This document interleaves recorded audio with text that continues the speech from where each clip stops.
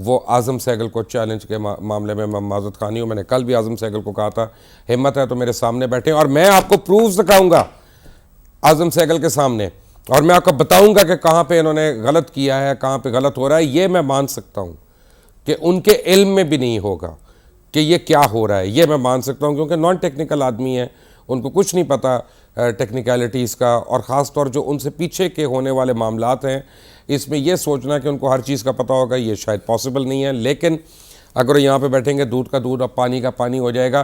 पहले आपको याद कराता हूँ कल आज़म सहगल ने कहा क्या, वॉच दिस। 11 ATR हैं और हमारे ये बड़े ATR रिलायबल जहाज़ रहे हैं और इंशाल्लाह आइंदा भी रहेंगे। इसका जहाज़ में कोई इस किस्म का मैं ख़बरें सुन रहा हूँ न्यूज़ में कि काफ़ी लोग इस पर क्वेश्चन कर रहे हैं कि इसकी टेक्निकल कोई प्रॉब्लम्स थे। मैं ये वाज़े करना चाहता हूँ आज कि बिल्कुल साउंड जहाज़ था। बाकी जो 11 हैं वो भी बिल्कुल साउंड जहाज़ हैं हमारे ATR। और इस जहाज़ का पिछले महीने अक्टूबर में A चेक हुआ है। A चेक एक चेक होता है जो हर 500 घंटे के बाद या 60 दिन के बाद किया जाता है, और ये बाकायदा सिविल एविएशन अथॉरिटी की निगरानी में, और हमारे इंजीनियर्स भी होते हैं इसमें शामिल, उसकी सर्टिफिकेशन बाकायदा होती है। तो हर 500 घंटे के बाद हर जहाज़ का A चेक होता है, और इसका सिर्फ अक्टूबर में हुआ है एक चेक। तो मैं समझता हूँ कि इसमें कोई फ़नी टेक्निकल हमारी ह्यूमन एरर की कोई गुंजाइश नहीं थी।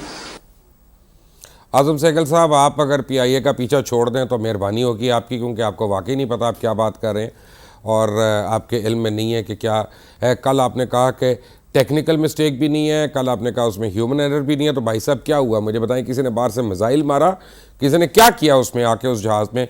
What do you think actually happened over there? तहकीकाती रिपोर्ट तो इनिशियल आ भी गई है, आप कम अज़ कम आप वो भी शेयर कर लें। आपको बताता हूँ कि A चेक या AD चेक जो आप जिसकी बात कर रहे थे, PIA का A चेक, वो है क्या। लेकिन इससे पहले मैं नाजरीन आपको दो बातें बताऊँ। कुछ मीडिया वाले मैंने देखा है कि बड़ी वो बढ़ा चढ़ा कर बयान कर रहे हैं कि अखबार जहाज़ 9 साल पुराना था या 10 साल पुराना था और ये बड़ा पुराना हो गया। ये बिल्कुल गलत बात है। जहाज़ जो है 10 साल पुराना नहीं होता, जहाज़ 14 साल पुराना नहीं होता। जहाज़ उस वक्त तक जब तक उसके एयर फ्रेम की परमिशन हो उसको उड़ाने की, जितने आवर्स की, जितने दिन की उसमें हो, तब तक वो सेफ़ होता है। हम लोग ख़ुद 1980 और 1982 के बने हुए मैन्युफैक्चर्ड जहाज़ जो है उनको ना सिर्फ फ्लाई कर रहे हैं बल्कि उनको ख़ुद फ्लाई कर रहे हैं। जहाज़ की मेंटेनेंस जो है वो बहुत इम्पॉर्टेंट है और उस पर कोई कोने नहीं काटे जा सकते, उस पर कोई शॉर्टकट्स नहीं है। अब एयरलाइन इंडस्ट्री का प्रॉब्लम ये है, और जो मुझे डर लग रहा है आज़म सहगल की प्रेस कॉन्फ्रेंस के बाद कि इन्होंने सबक नहीं सीखा, कि बड़ी अनफॉरगिविंग ये इंडस्ट्री है। पायलट्स जो हैं उनकी 100 या उनकी 1000 या उनकी 10,000 कामयाब लैंडिंग्स के बाद भी हर SOP जो है वो उसी तरह शुरू होती है जैसे पहले दिन की पहली फ़्लाइट थी, कि इंजन ऑन करने से पहले क्या चेक लिस्ट है, और दौरान परवाज़ क्या चेक लिस्ट है, लैंड करने से पहले क्या चेक लिस्ट है, और क्लोज़ करने के बाद उसके क्या क्या प्रोसीजर्स हैं, वो उसी तरह रहते हैं। ये नहीं कि अगर आपने एक दफ़ा कर लिए, 100 दफ़ा कर लिए, 50 दफ़ा कर लिए तो उसके बाद वो कम हो जाएंगे या चेंज हो जाएंगे, ऐसा नहीं होता। आपने 10,000 घंटे भी फ्लाई किया हो तो आपकी जो चेक लिस्ट है 1 2 3 4 सारा करके वो उसी तरह रहती है।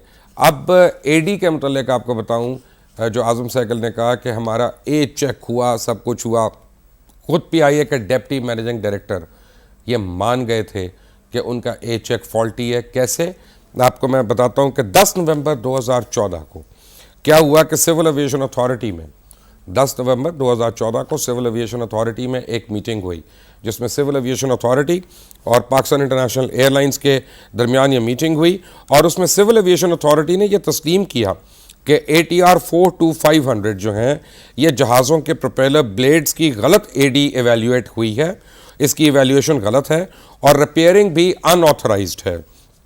PIA ने साबित करने की कोशिश की कि उन्होंने जो एयरवर्दिनेस दी है वो तसल्ली बख्श है, लेकिन काफ़ी बहस मुबाहिसे के बाद सिविल एविएशन ने तस्लीम किया कि कैलेंडर मिंट जिसके मुताबिक AD 16/10/2013 बताई गई है उसे भी रीसेट टू ज़ीरो तस्लीम नहीं किया जा सकता, क्योंकि एमआई जो है उसकी मुकम्मल नहीं थी और एडी गलत है, ए चेक वो गलत है, और जहाज़ 1 साल तक अनसेफ उड़ाए गए, जो किसी वक्त भी खुदा न खास्ता कुछ भी हादसा हो सकता था।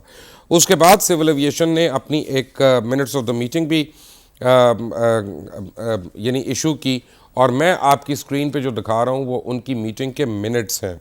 मैं आपको बताता हूँ कि एक पैरा देखें आप इसमें, ख़ास तौर पे पैरा नंबर 3.3 में, ये आपकी तवज्जो के लिए बहुत ज़रूरी है कि उन्होंने कहा कि दी MI perform by PIAC is incomplete as defined by OEM.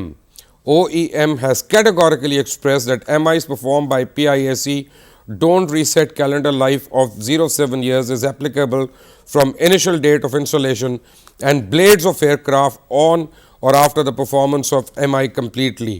और ये बात नाजरीन मैंने 2 साल पहले जब आपको बताई थी, नाजरीन को मैंने बताई थी, तो PIA ने बहुत रिएक्ट किया था। शुजात अजीम ने उससे बड़ा रिएक्ट किया, उनके जो MD थे उन्होंने बड़ा रिएक्ट किया, और PIA वालों ने कहा कि पता नहीं ये कैसे कैसे सहाफ़ी हैं, इनको पता कुछ नहीं होता क्या होता है।